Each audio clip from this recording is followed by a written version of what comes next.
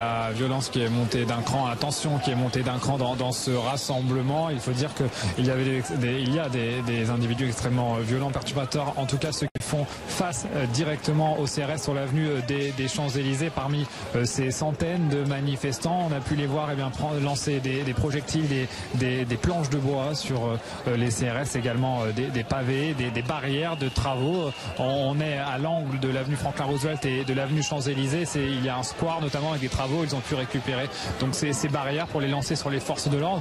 Les forces de l'ordre qui avaient déjà réagi à tir de gaz lacrymogène, également un canon à eau, remontent petit à petit les Champs-Élysées pour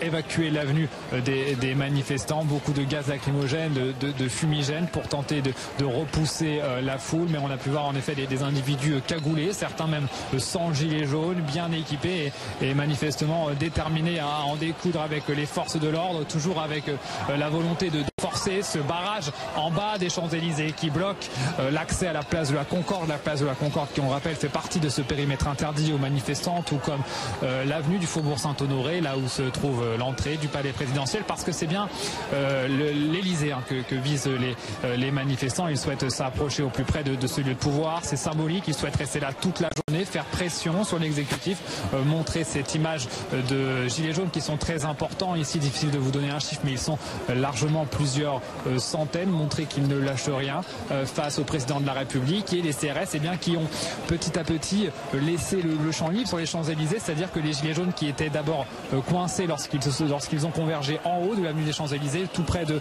la place de l'Étoile, là où se trouve l'Arc de Triomphe, mais des gilets jaunes ont eu l'idée de se disperser dans les rues adjacentes pour descendre et donc se rapprocher au plus près du palais de l'Élysée. Les CRS qui ont donc dû descendre, mettre un barrage plus bas pour tenter de canaliser cette foule qui venait de plusieurs rues adjacentes, perpendiculaires à l'avenue des Champs-Élysées.